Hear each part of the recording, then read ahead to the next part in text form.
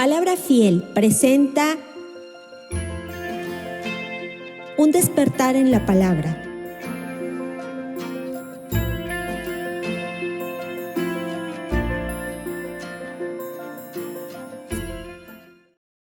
Vamos a abarcar la bienaventuranza, bienaventurados los que lloran.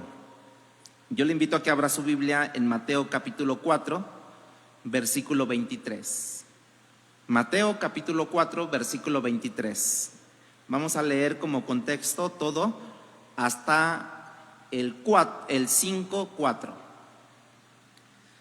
Dice de esa manera: y recorriendo Jesús toda Galilea, enseñando en las sinagogas de ellos y predicando el evangelio del reino y sanando toda enfermedad y toda dolencia en el pueblo, y se difundió su fama por toda Siria. Le trajeron todos los que tenían dolencia, los afligidos por diversas enfermedades y tormentos, los endemoniados, lunáticos, paralíticos, y los sanó.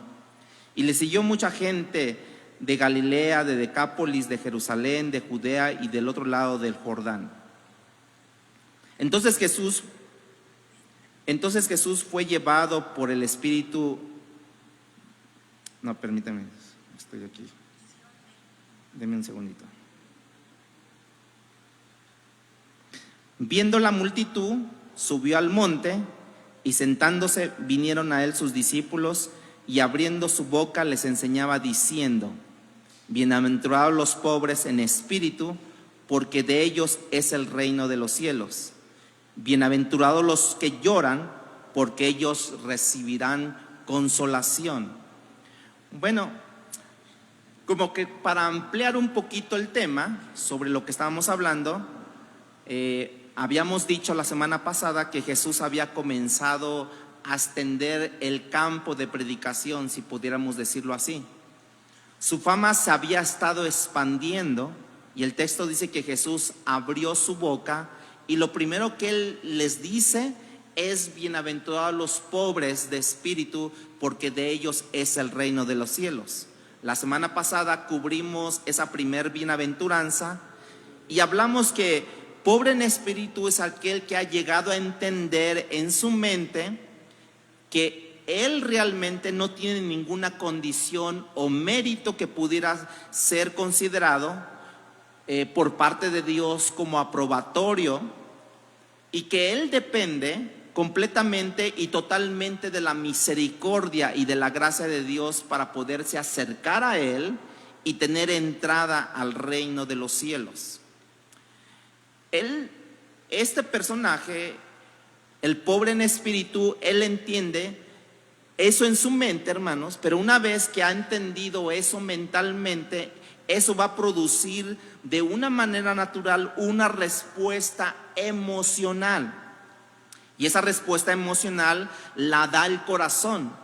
Y eso es lo que entonces me hace, en el versículo 4, me hace llorar.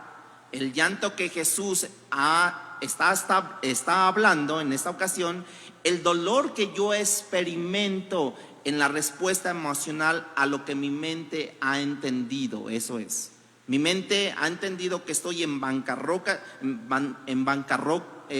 espiritual, moralmente, mentalmente, y eso es lo que yo entiendo ahora. Y entonces yo empiezo a experimentar dolor en mi corazón.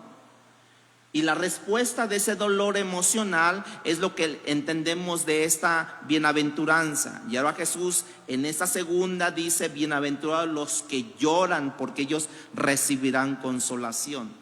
¿A qué se refiere cuando dice bienaventurados los que lloran? Bueno, precisamente al dolor por mi pecado, por lo que yo veo a través del Espíritu de Dios. Por eso es que es interesante que si tú traduces esto, como dijimos en el primer sermón en esa serie, tú puedes decir: felices son los que lloran, bienaventurados, felices, bienaventurados son los que lloran. Y eso es una paradoja, porque nosotros usualmente no asociamos el dolor con el llanto ni la felicidad, ¿verdad? Casi nadie llora de felicidad. Muy pocas personas llorarán de felicidad. Pero regularmente cuando alguien está llorando, no lo hace por felicidad, lo hace porque tiene un dolor, pero por lo que le ha acontecido, por lo que le dijeron, por lo que ha pasado, o le dieron un diagnóstico mal, y entonces empieza a desbordar su emoción, pero por algo que ha venido a su vida malo. Casi nadie te dice: ¿por qué lloras, hermano?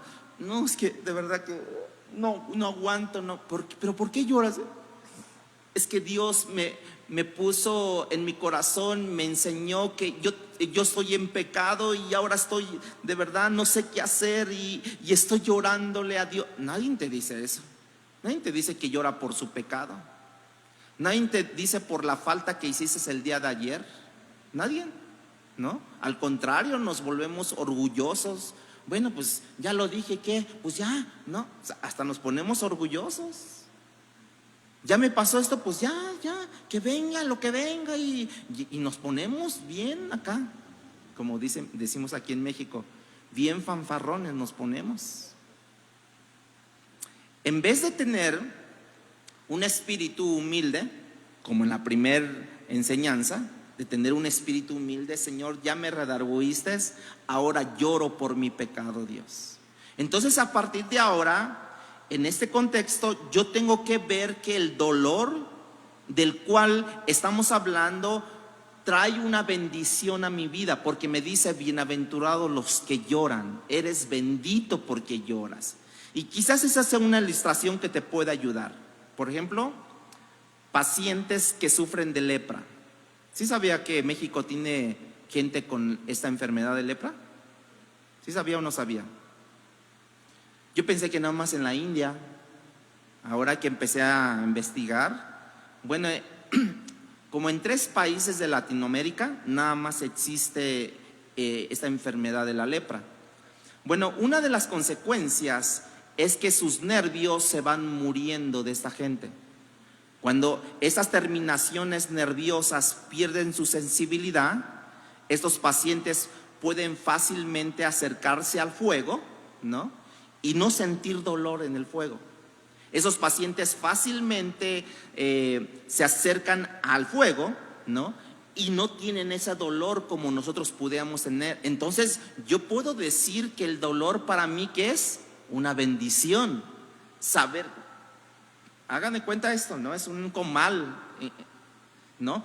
Y yo lo toco, me quemo. O sea, luego, es más, ni lo toco cuando la alarma se enciende, porque voy percibiendo un calor y mi cerebro me dice: no toques. Es una bendición tener eso. O si ya lo toqué, ¿no?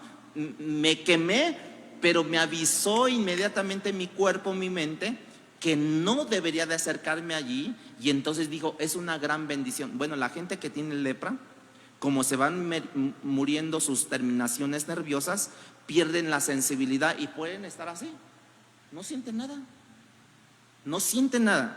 Bueno, al cabo del tiempo, muchos de estos pacientes han perdido dedos, han perdido manos, precisamente por sufrir traumas repetidos que ellos no lo sienten, pero que de otra manera se va traumatizando, por así decirlo, infectando, y eventualmente terminan siendo amputados, llámese dedos, llámese manos, porque sus terminaciones nerviosas se han muerto.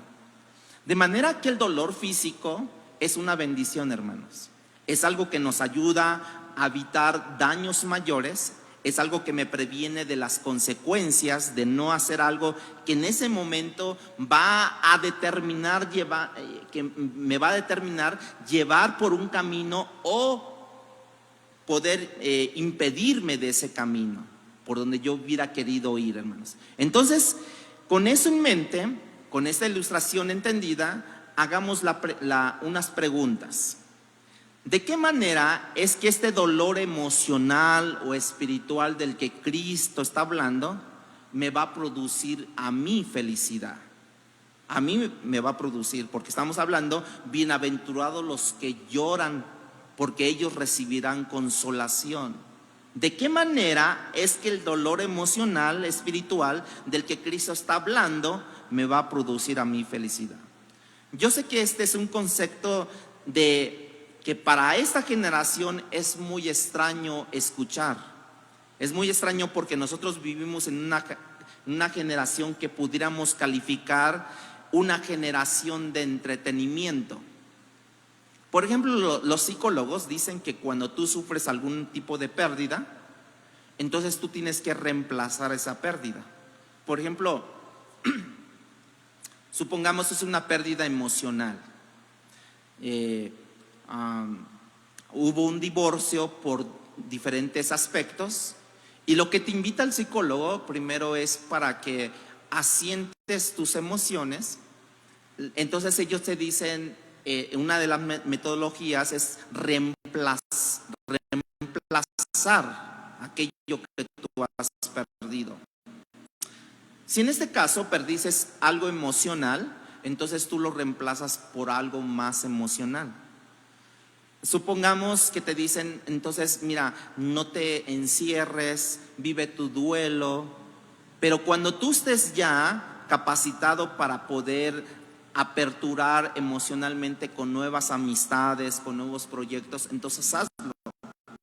Incluso te dicen que cuando tú sufres algún tipo de pérdida, los psicólogos dicen que nunca hagas algún tipo de negociación como financiera, como emocional, como de trabajo. No hagas ninguna decisión importante en tu vida, porque todas esas decisiones te van a llevar más a la bancarrota. Te van a producir no solamente el dolor que ya estás padeciendo, sino te van a traer consecuencias todo esto. Cuando ellos hablan sobre esta situación, entonces nosotros, como vivimos en una generación de entretenimiento, hay gente que pasa por un dolor y se pasa todo el día viendo series, se la pasa allá acostado, nostálgico, comiendo y bla, bla, bla. Y cuando ya quiere salir al mundo exterior, pues ya sale con unos 10 kilos más arriba. Sale con otras perspectivas. Si usted está viendo una serie de muchos así audaces, ya quiere salir para comerte al mundo. Si tú estás viendo una serie de amor, tú sales queriendo dar amor. O sea, ¿por qué? Porque tus emociones no están bien. Es lo que dicen los que saben de esto, ¿no? Yo creo que nuestra sociedad hoy puede ser caracterizada por una sociedad que no ha sido sobria, hermanos, que no es profunda. Es algo más que es superficial nuestra sociedad, y por tanto en ese contexto cultural es que nosotros vivimos el día de hoy. Hablar de que el llanto y el dolor a mí me van a producir una sensación feliz, gozosa, es algo totalmente ajeno a este planeta, sobre todo en este siglo que estamos viviendo nosotros. Porque ellos no consideran, ¿por qué eres? No. Es más, hasta gente cristiana te dicen, no, ni sufras, por eso ya sufrió Dios en la cruz del Calvario. ¿Por qué lloras? Levántate. Y ahí como que quieren a las mujeres empoderarlas, a los hombres empoderarlos, a los jóvenes, usted puede, mi chavo, ¿no? Como dicen, ¿no? Mi junior, usted puede, ¿no? Échale adelante. Ay, papá, pero mi novia me dejó. Usted échale para adelante, porque habrá miles de mujeres que lo persigan. Y ahí los empoderamos a la gente. Incluso hasta en las iglesias cristianas. No, si Cristo te quitó algo, tú arrebátaselo, que quién sabe, porque Dios te ha dado las promesas, ¿no?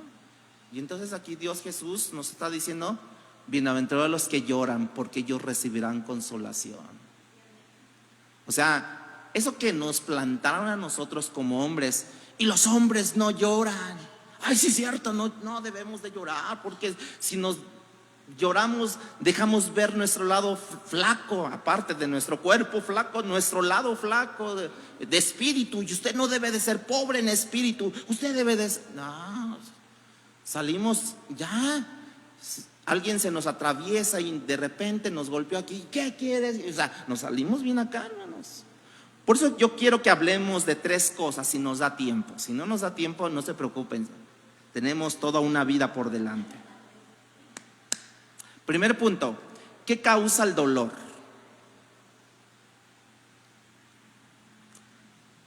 ¿Qué es lo que a mí me produce dolor o me produce a mí llanto? ¿Sí? ¿Qué es lo que ocurre a nosotros cuando nos da eso? Piensa cuando eras pequeño. ¿Qué te producía dolor o llanto? Bueno, te producía porque alguien te quitaba tu juguete, ¿no? Te producía llanto. Alguien se burlaba de ti. Ay, mira, el colchoncito. Bueno, hay unos niños que sí les hacemos eso y se empiezan a reír ellos mismos, ¿no? Son más curiosos. Pero hay otros niños que son más sensibles y no quiero que me digas así, que quién sabe qué, ¿no? No quiero que me digas tatú, ¿no? ¿Se acuerdan de tatú? ¿Se acuerdan de la Isla de la Fantasía?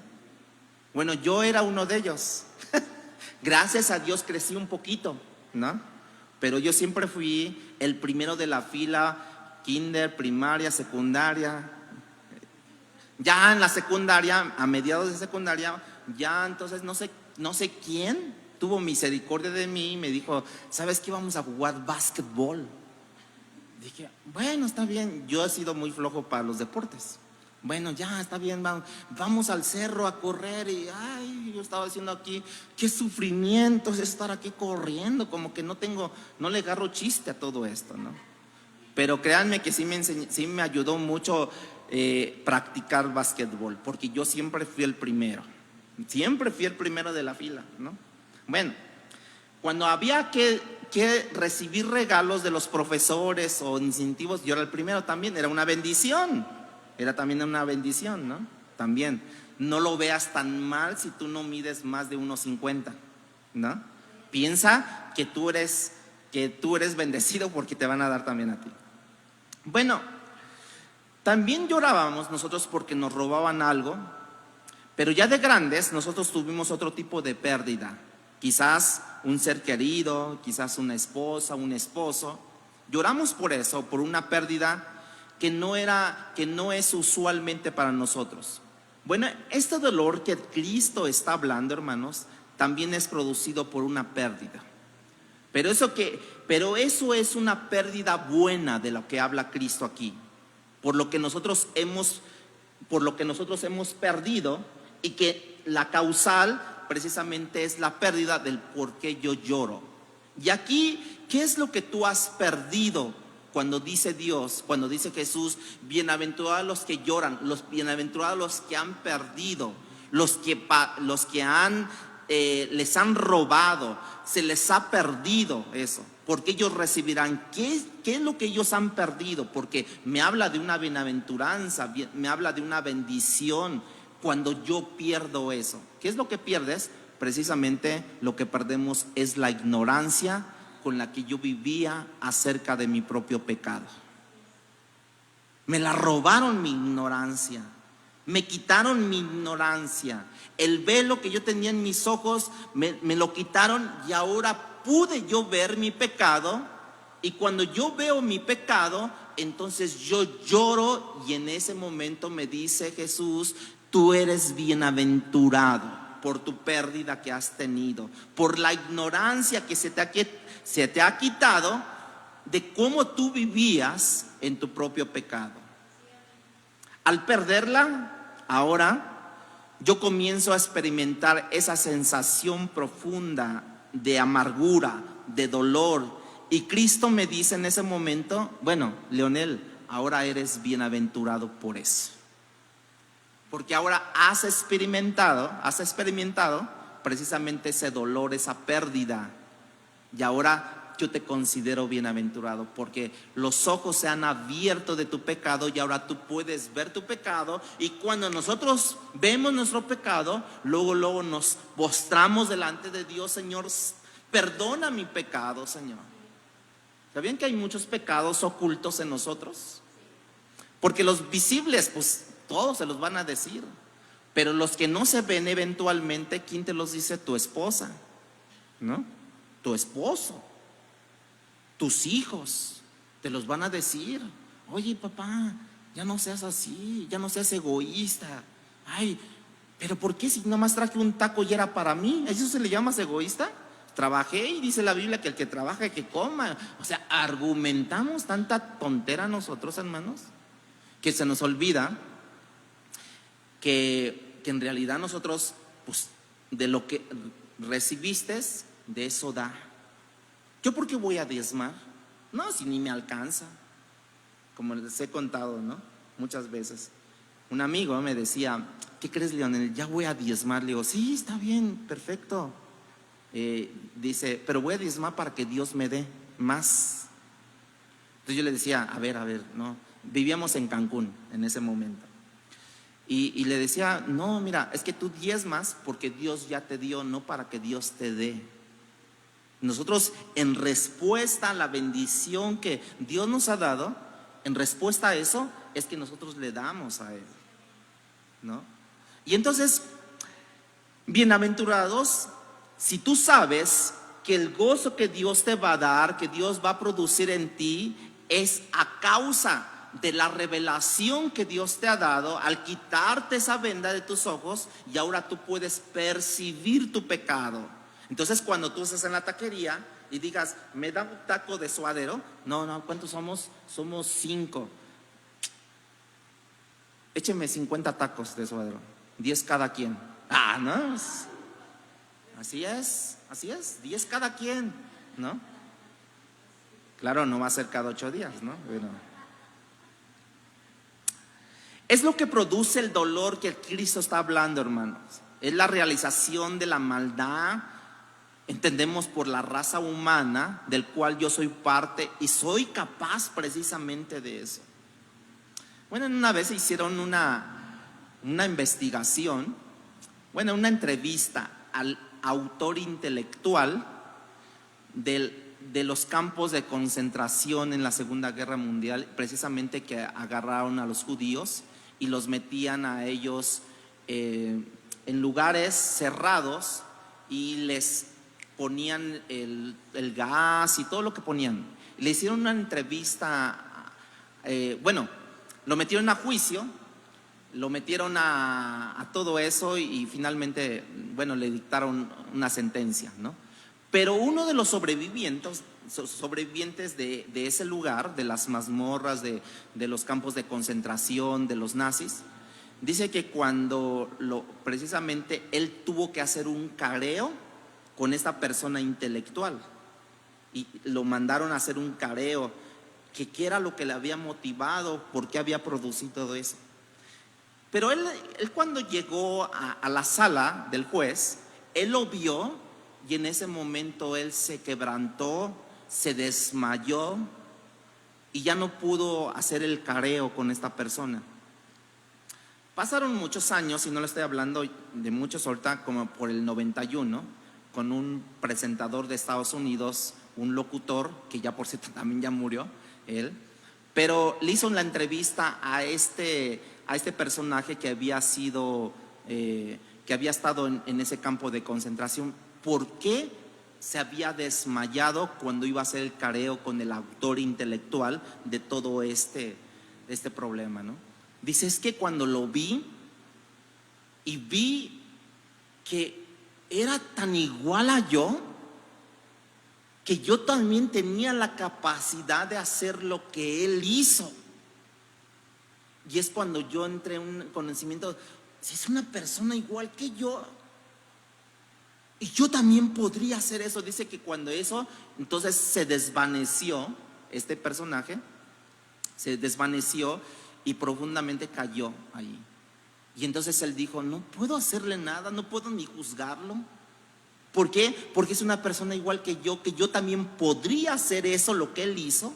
Entonces estamos hablando precisamente del corazón inclinado hacia el mal.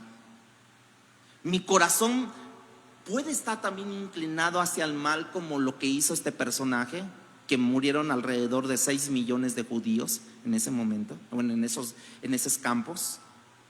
Y que yo también he matado tanta gente con mis actitudes, con mis irresponsabilidades. Hay alguien que un patrón de una empresa le da autoridad al gerente, y el gerente, en vez de llevar su ejecución correctamente, sabiamente, se levanta sobre los empleados, los humilla, los corrige de una manera violenta, los corre, se exceden las palabras de humillación hacia esas personas. Y entonces eso es lo que tú estás matando gente. Cuando tú vas en el transporte público, ¿no? O cuando tú vas en tu coche y van a pasar unas personas y tú dices, ¿por qué? Porque hay puentes, que se pasen los puentes y tú no te puedes detener para que esas personas pasen. O sea, hemos matado con nuestras ideologías, con nuestros pensamientos occidentales, hermanos, que lo que necesitamos precisamente es el carácter de Cristo en nuestras vidas. No necesariamente tenemos que matar a la persona de una manera violenta, que se vea la sangre allí derramada, el ataúd. No, porque los matamos emocionalmente, intelectualmente a esas personas. Los matamos con nosotros imponer nuestras posiciones que el mundo nos ha dado. Y se nos olvida la posición que nos ha dicho: aprender de mí, que soy manso y humilde de corazón. Hermanos, cuando Cristo dice: bienaventurados los que lloran, porque ellos recibirán consolación, yo comienzo a dolerme por mi pecado, pero antes de eso tenía que haber una sanación, y eso es lo que yo voy a experimentar cuando dice la Biblia: tú recibirás consolación. Mírenlo en la vida de David. Ya siendo creyente David, ya conociendo a Dios, David embaraza a Betsabé, ¿no? Él está disfrutando su pecado, David, ¿no? Él manda a llamar al esposo, lo emborracha. David está totalmente ajeno a lo que está haciendo, como que se adormeció.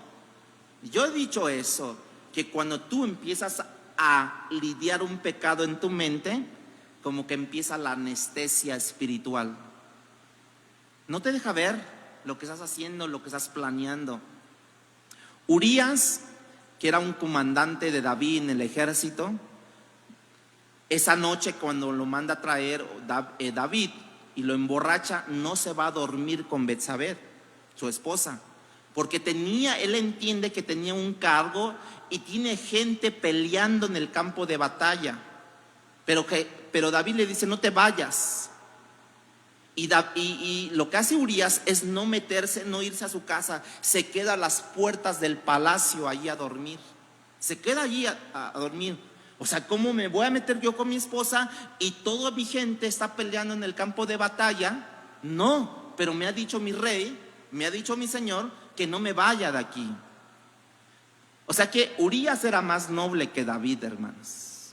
Pero David quería lucir el embarazo como que era de su esposo Urías. Por eso le dijo: ve y duerme. Tapemos esto, lo que está pasando.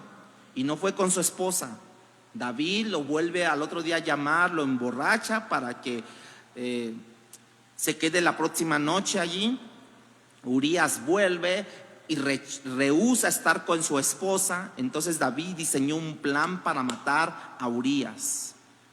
El hombre es muerto en el campo de batalla por un plan de David, hermanos. David manda a buscar a Betsabé, le trae a su casa y David está gozando, disfrutando de su pecado como si nada estuviera pasando. 9 meses el embarazo, 9 meses consintiendo David su pecado. Nunca se arrepintió de eso, por 9 meses más. Un día Dios levanta al profeta Natán y le dice: ve y visita a David y cuéntale una parábola de la que yo te comente.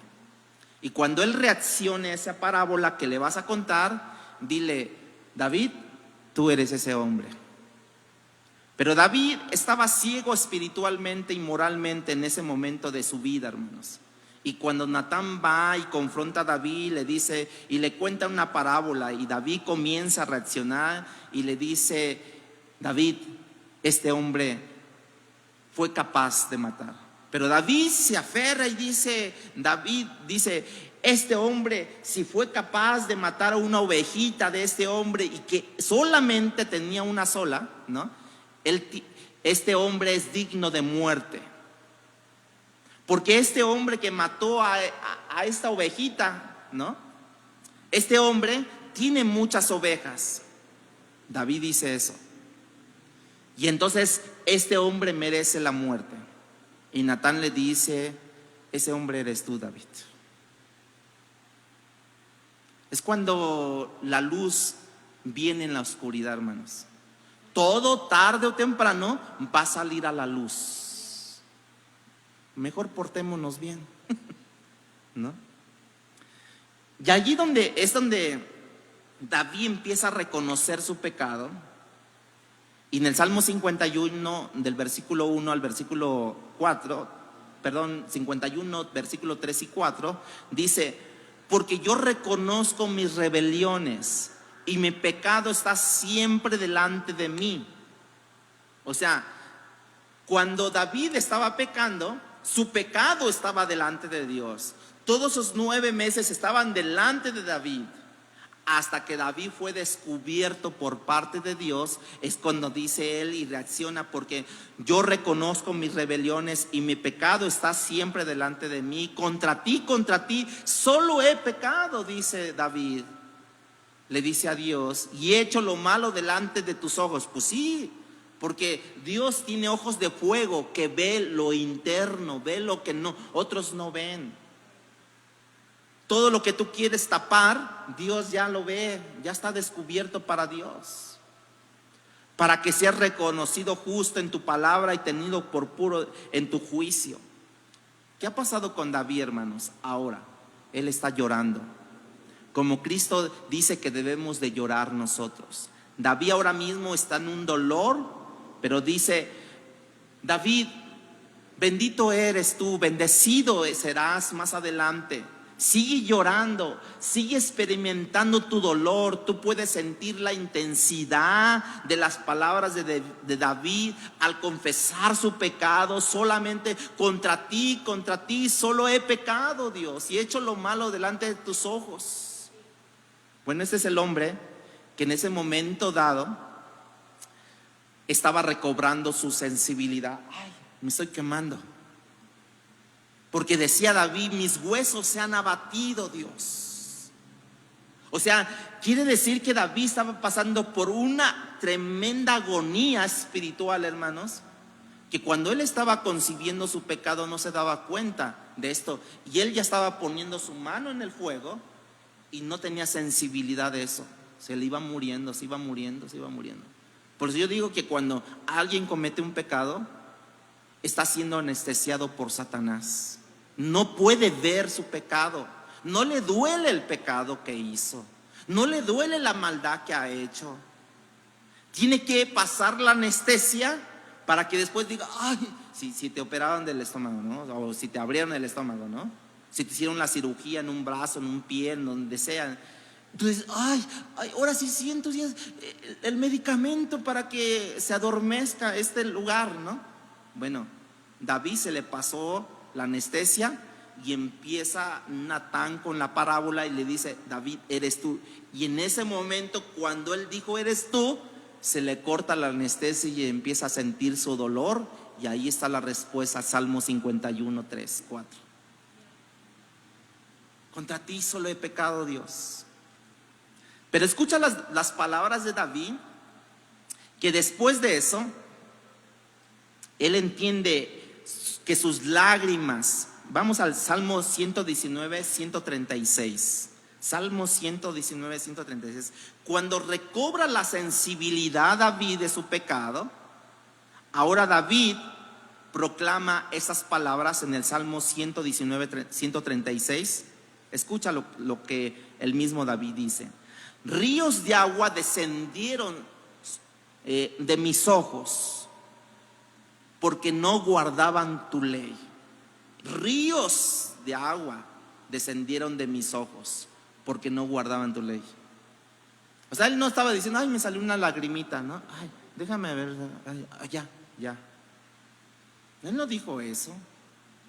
Se puede llegar a entender esa palabra, puede llegar a comprender ríos de agua viva. Perdón, ríos descendieron de mis ojos. ¿Puede entender eso? Es una persona que está quebrantada, quebrantada y quebrantada.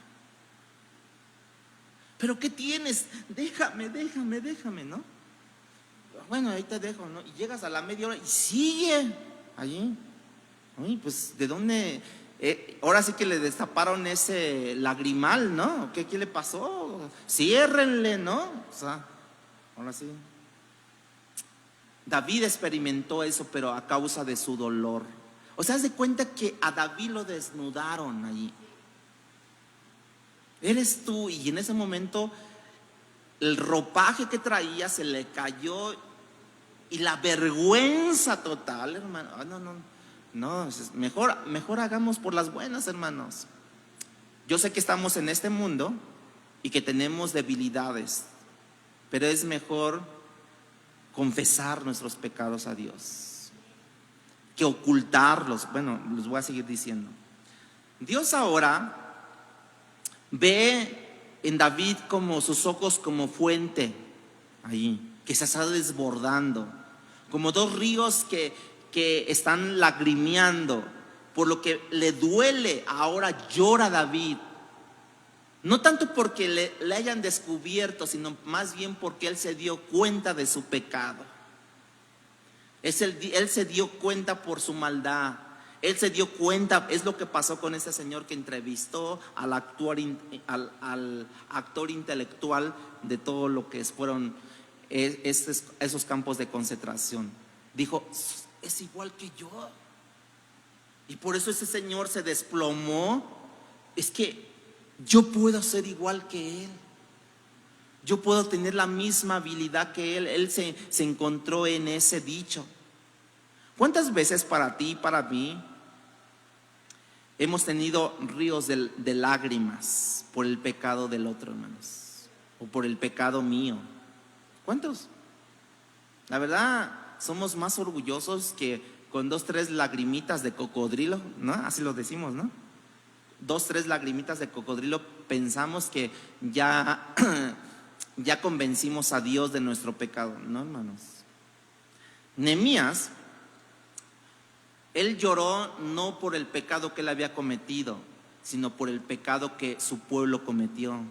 Pero él se puso como si hubiera pecado y dijo, lloro porque hemos pecado contra ti. Nehemías estaba bien cómodo en el palacio del rey, hermanos. Él era el copero del rey, no tenía ningún problema, ¿no?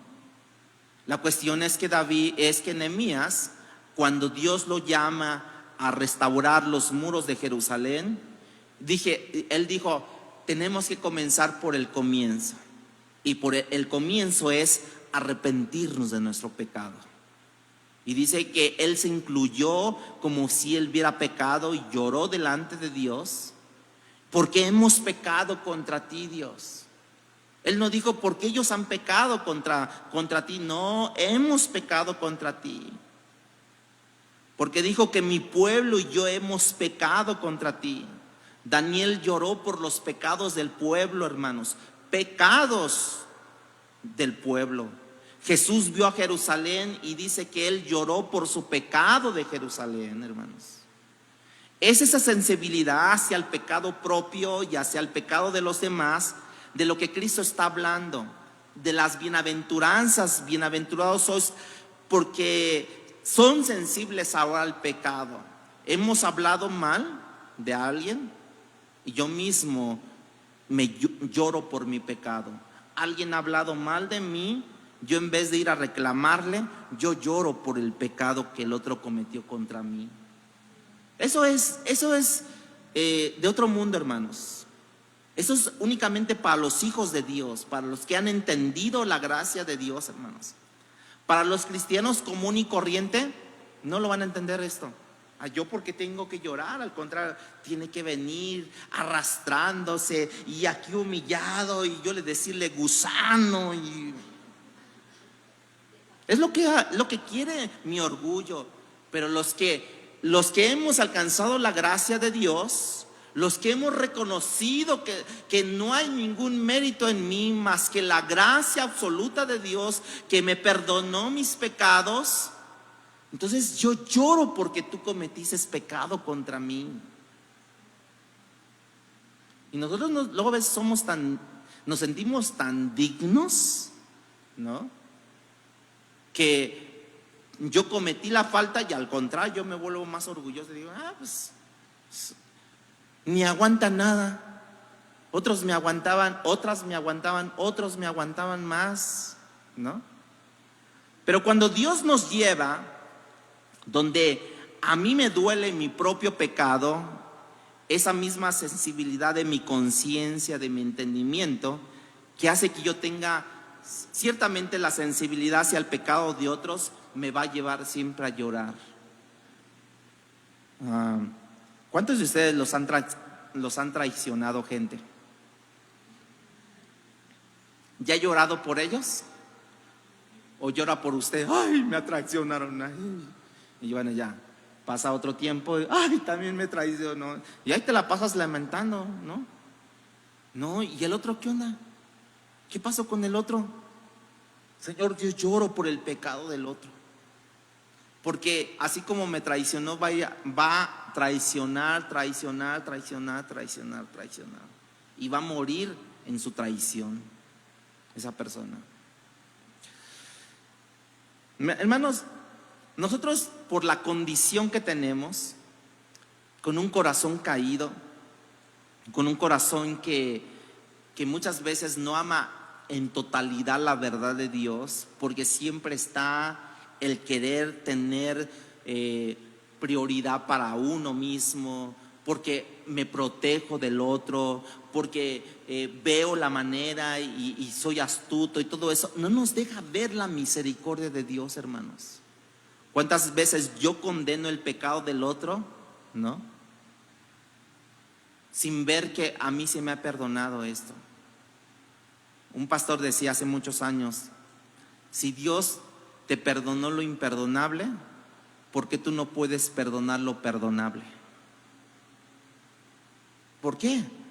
Porque nuestra conciencia está muerta, porque nuestras terminaciones nerviosas se han muerto, y cuando yo toco el fuego no me causa daño en este momento, pero eventualmente yo voy a tener la pérdida de este miembro, de mis dedos, de mis manos, de áreas que han sido afectadas, porque o las amputamos o te mueres físicamente. ¿Tú qué quieres? ¿Amputación o físicamente? Y ahí es donde me recuerda algo que Jesús decía: preferible entrar al reino de los cielos manco, tuerto, chueco, lo que quieras, ¿no? Pero que entres al reino de los cielos y no con todos tus miembros y te vayas al infierno. Ahora veamos la cualidad del dolor. Este dolor no es un dolor físico, ya lo entendimos, sino que es un dolor emocional o es un dolor espiritual. Según los estudiosos, en el griego hay 9 palabras para hablar del dolor, del llanto, de esta experiencia humana. La que aquí aparece en este versículo 4 que leímos es la palabra penteo, y es la más fuerte de todas las palabras en el lenguaje original para expresar dolor. De manera, lo que Cristo está diciendo es: felices los que experimentan el dolor más profundo por su condición de pecado. Una vez más lo digo, felices los que experimentan el dolor más profundo por su pecado y lloran por sus pecados y han sabido hasta llorar, porque hasta eso hay que saber llorar. Hay que saber llorar. Hay mucha gente que llora cuando ustedes, especialmente los niños, ¿no? Están llorando. Y hay muchas veces que están llorando. ¿Qué te pasa? Y llorando, entre llorar y hablar, y no le entendemos nada. ¿Sí? No le entendemos nada. Entonces, a ver, calma, mi niño, mi precioso, calma. A ver, ¿qué es lo que tiene? Es que quiero. Y no se le entiende nada. Hay que saber hasta llorar. Ahora, deja enseñarles eso, cómo saber llorar. La Biblia nos muestra que precisamente debe de haber una confesión por parte de nosotros cuando pecamos contra Dios. Y decirle: Señor, reconozco mi maldad, he pecado contra ti, Dios. Tú que todo lo ves, que tienes ojos de fuego, que penetras hasta lo más profundo de mi ser, te pido perdón. ¿Sabe qué es la oración de David cuando decía, perdóname hasta por los pecados más ocultos? Eso fue después de que se descubrió que David había pecado. ¿Quién lo sabía? Nadie lo sabía, porque David fue muy meticuloso en tapar todas las evidencias de su pecado. Pero ¿quién lo conocía? Dios. Y entonces David entonces reacciona y también dice dentro de sus oraciones: Señor, perdóname hasta los pecados más ocultos que tenga, hasta de los que yo desconozca, de este corazón engañoso que yo tengo, de ese corazón malvado que yo tengo. Perdóname por esos pecados, Dios.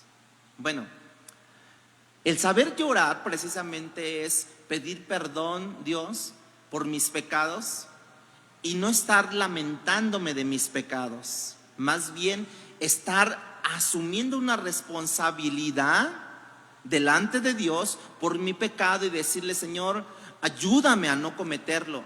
Miren, hermanos, nos levantamos pensando que volveremos a caer, sí, cierto, porque sí nos volvemos a caer. Pero también si no caigo, gloria sea a nuestro Dios por si no caigo, porque Él me ha sostenido. Pero con nuestro corazón engañoso, hermanos, ahorita usted le puede decir a su esposo, a su esposa, a sus hijos: te amo, te amo, te amo, y lo envolvemos con esas palabras. Pero como decían por ahí en una entrevista: señora, si hay que matar a usted, a su esposo, ¿a quién mataríamos? No, pues a él, ¿no? ¿Yo por qué? No, pero hay que matar a alguno de ustedes dos. ¿A quién mataríamos? No, a él, ¿no? ¿A quién mataríamos? ¿A su suegra, a su mamá? Ah, no, a mi suegra. No. Cuando nosotros realmente tenemos un corazón arrepentido y sabemos llorar, hermanos, nos levantamos y decimos: venga lo que venga, Dios, tú nos harás, tú nos ayudarás, tú nos sostendrás, Dios. Y si yo debo de caer, pues otra vez tengo que pedirte perdón. Ayúdame a no pecar contra ti, Dios. El llorar, hermanos, eso trae una bendición. Pero no llore como lamentarse por lo que hizo, sino llore porque va a haber una transformación en su corazón. Porque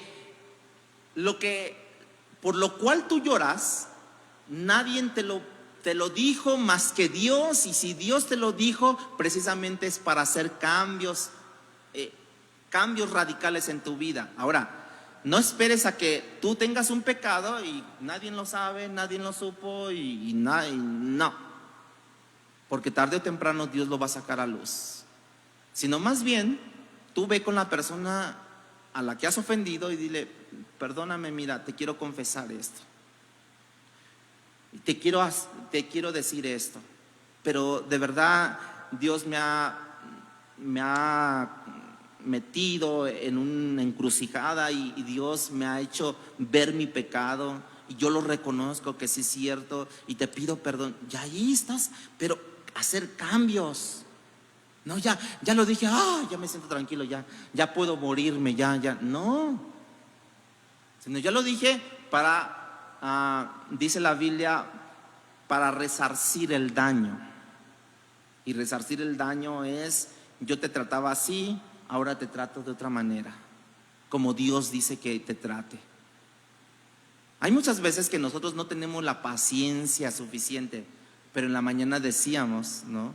¿Qué es lo que Dios has experimentado en tu vida? Que el carácter de Cristo está en tu vida. Y algunos decían, pues, que la paciencia, ¿no? Otros decían que el amor de Dios. Otros, así, diferentes decíamos, ¿no?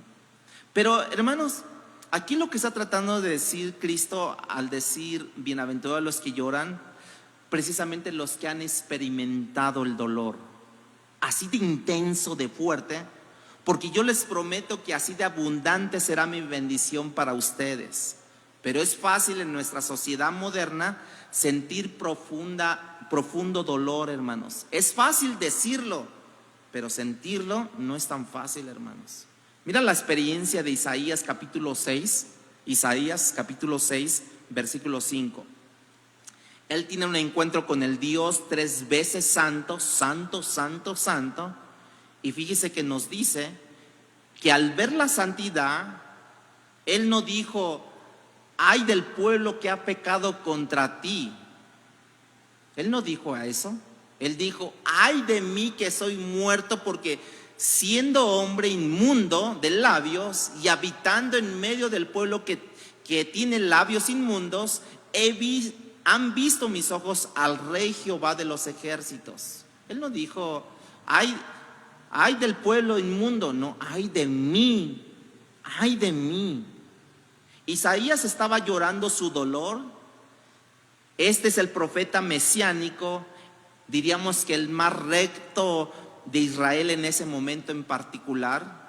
Él llora la ruina de su pueblo cuando ve la santidad de Dios.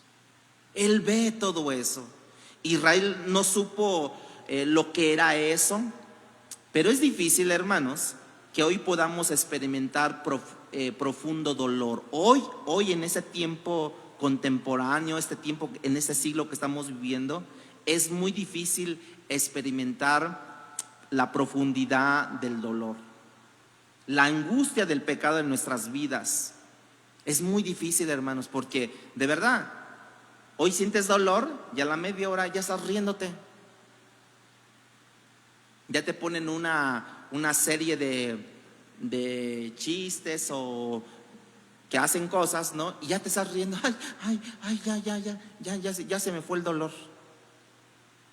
No, como que eso nos lleva a un tiempo de receso con el Señor. Nos lleva a un encuentro con el Señor.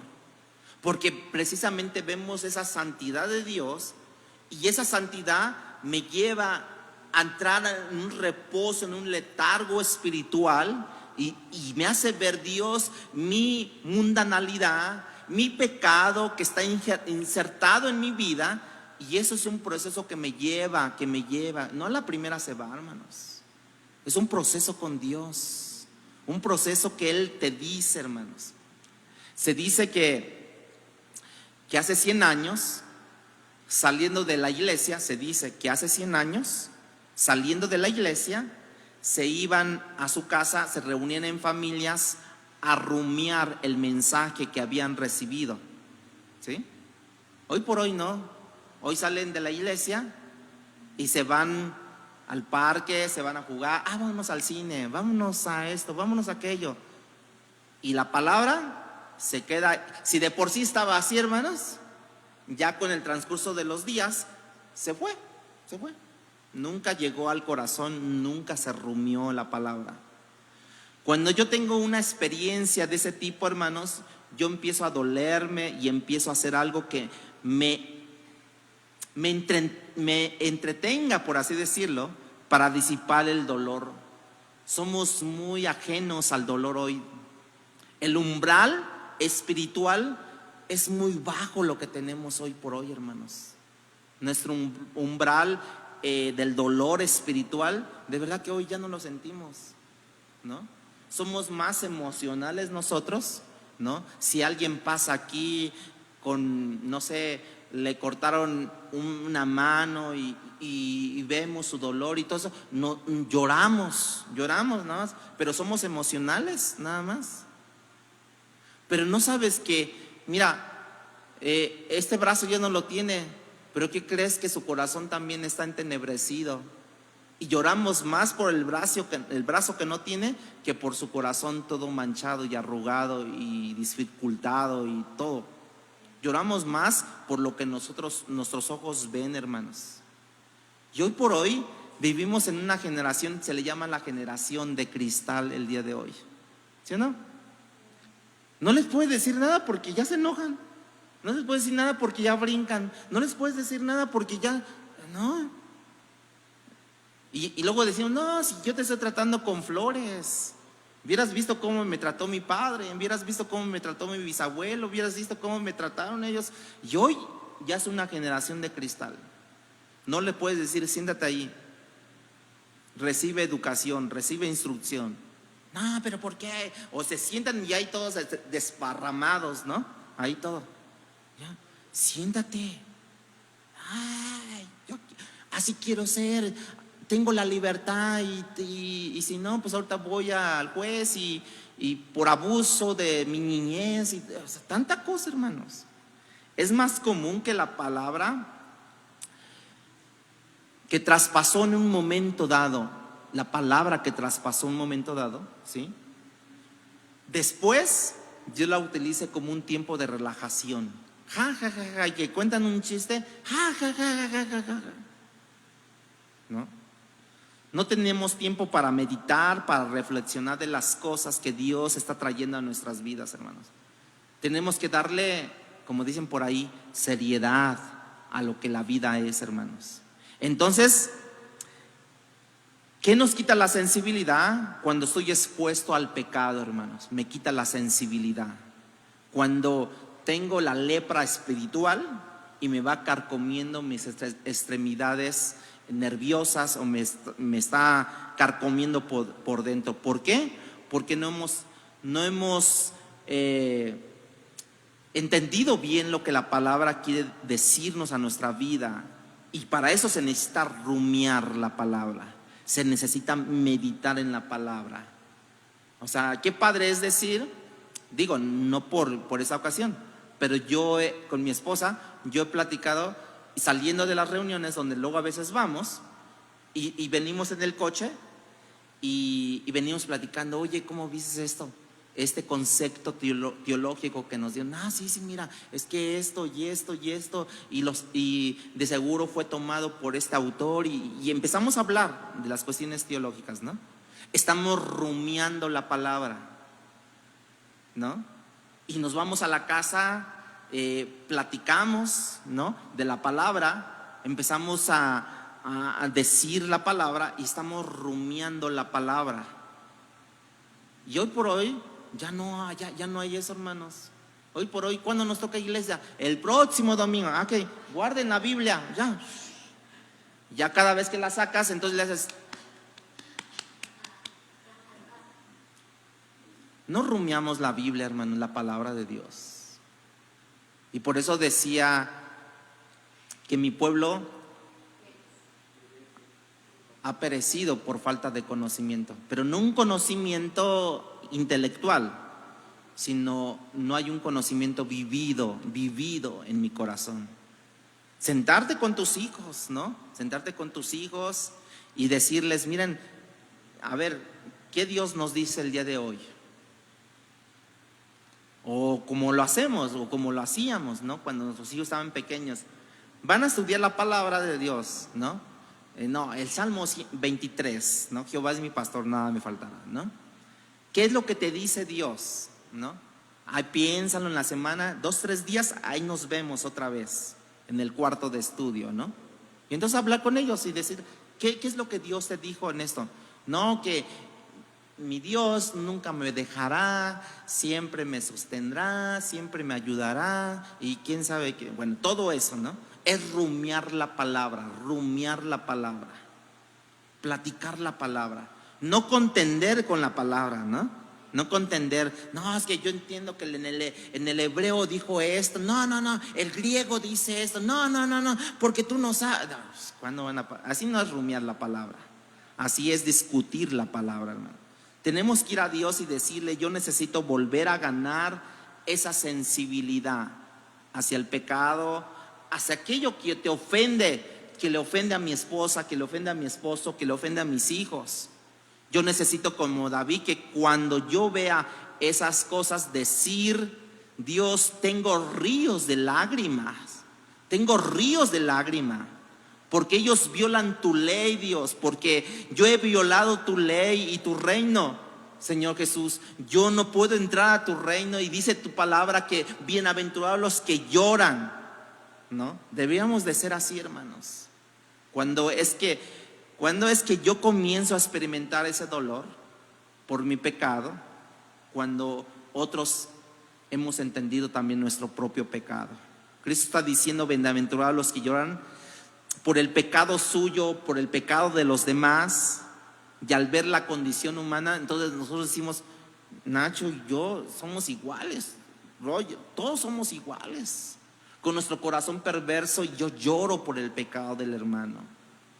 Esa bienaventuranza del cual Dios nos dice, nos empuja precisamente a lograr ese reconocimiento y doblegarnos ante Dios, de decir: perdóname, Señor, por mis pecados. Es un dolor del alma cuando tú descubres por primera vez que tú dañaste lo que Dios había te dijo que tú cuidaras, en este caso hijos, en este caso esposo, cónyuge o esposa, ¿no? O amigos. Cuando tú ves la realidad que estás dañando la imagen de Cristo puesta en el otro. Y entonces cuando yo daño esa imagen de Cristo, yo he pecado con Dios, y yo tengo que tener un dolor amargo, profundo, que yo debo de experimentar por mi falla, por mi provocación a la ira de Dios, hermanos. ¿Te das cuenta qué tan profundo es reconocer nuestros pecados delante de Dios? Porque si no nos reconocemos, hermanos, entonces estamos precisamente en una tristeza mediocre, una tristeza nada más. Ay, yo estoy triste. ¿Por qué? Porque he fallado, pero no haces nada por recuperarte y salir adelante, ¿no? Porque precisamente hay algo que nosotros luego a veces nos llega a olvidar, y para eso quiero que vayan a 2 de Corintios capítulo 7 versículo 10. Porque la tristeza que es según Dios produce arrepentimiento para la salvación, de que no hay que arrepentirse, pero la tristeza del mundo produce muerte. Bueno, ¿cuál es la tristeza del mundo? ¿Cómo es que el mundo se arrepiente y no es conforme a la voluntad de Dios? Por ejemplo, el mundo hace algo malo, pierde a su esposa, o pierde su trabajo, o pierde beneficios, o pierde bonificaciones, y llora su pérdida del privilegio o del beneficio, pero nunca por el horrendo pecado que ha cometido. Él nada más se duele porque ya no va a tener los beneficios. Por ejemplo, el beneficio de una esposa, el beneficio de unos hijos, el beneficio de un trabajo. Nada más por eso se lamenta, pero nunca por el horrendo pecado que ha cometido. El mundo llora de esa manera. También cuando en ocasiones pierde la reputación que él tenía, y ahora otros saben que no era lo que él decía ser, ¿no? Y eso le duele. Y cuando hemos pasado vergüenza delante de los demás, que me encontraron cuando yo, según decía tener un estatus, y me encontraron haciendo otras cosas que no debía, entonces viene a mi vida una vergüenza, y nada más me lamento allí. Así es como se lamenta o produce tristeza el mundo en esas vidas, ¿no? Pero precisamente cuando Dios viene, porque la tristeza que es según Dios produce arrepentimiento para salvación, de que no hay nada de qué arrepentirse, ¿sí? De que no hay nada que arrepentirse. Yo me arrepiento, le confieso mis pecados y me levanto confiado no en mí, sino en lo que Dios hizo en la cruz del Calvario, que perdonó mis pecados en la cruz del Calvario, y yo me levanto. Ya no tengo culpa, pero que debe de ser un arrepentimiento genuino, dando evidencias de mi arrepentimiento. Por eso dice la Biblia: el que robaba no robe más, el que hurtaba, que es lo mismo, ¿no? Robar, ¿no? El que hurtaba no hurte más, el que cometía tal pecado ya no lo haga. Porque de nada sirve que yo me postre delante de Dios, que yo llore a Dios, que yo le pida perdón a Dios por mi pecado, y me levante siendo el mismo, volviendo a maquinar otro pecado en mi mente, volviendo a maquinar otro pecado en mi corazón. De nada sirve eso. Por eso dice, porque la tristeza que es según Dios, a los hijos de Dios, a los que han reconocido como Señor y Salvador de sus vidas, aquellos que se han arrepentido para salvación, ellos se levantan de que no hay de qué arrepentirse. ¿Por qué? Porque la sangre de Cristo los limpia de todo su pecado, hermanos. Ustedes pueden decir, entonces, ¿dónde comienzo? Porque me estoy dando cuenta que mi dolor no era como debe de ser. Mi arrepentimiento no es como debería de ser. Bueno, debes ir a Dios para que te dé el tipo de dolor que Él quiere, porque la palabra de Dios dice que si pedimos conforme a su voluntad, Él nos oye. Y si es conforme a Dios, Dios te va a poner tu tipo de arrepentimiento, tu tipo de dolor que Él quiere. Y no que yo me lo imponga. A ver, ¿cuántos rezos voy a dar? ¿Cuántos flagelazos me voy a dar? No, que 10 y ya serás inculpable. No, hermanos. Ve con Dios y que Él te diga la penitencia que debes de sufrir. Ve con Dios. De manera que a partir de hoy yo comienzo a decir, Dios, yo quiero que tú me des una sensibilidad hacia mi propio pecado, del cual precisamente me permita sentir el pecado del otro también. Como decíamos la semana pasada, antes de yo ver la viga o la paja de mi hermano, yo debo de ver mi viga, que yo tengo más culpabilidad que el otro. Entonces yo lloro por mi pecado, yo lloro por el pecado del otro. Y es ahí donde te dice Dios, bienaventurado eres a causa, porque has experimentado, porque has llorado conforme a mi voluntad, por el reconocimiento de tu pecado, de tu arrepentimiento. Y es lo que le pasó a Pedro. Pedro dice que la Biblia, que después de que cantó 3 veces el gallo, ya había fallado a Dios, y dice que lloró amargamente, profundamente, hasta sus entrañas lloró. ¿Ustedes alguna vez han llorado por X situación? ¿Han llorado así que se les salen las entrañas? ¿Han llorado ustedes? Que ya no aguantan, como que te estás privando, ¿no? Es que, ¿no? ¿A poco no? Que se te hace un nudo en la garganta así tan profundo. Bueno, eso y un poquito más, yo creo que fue lo que experimentó Pedro cuando lloró amargamente, hermanos. De manera que no estamos hablando de tolerar la injusticia, el pecado, el mal hecho, hermanos. Si eventualmente haces algo con eso, que nosotros pudiéramos entender que podamos nosotros detener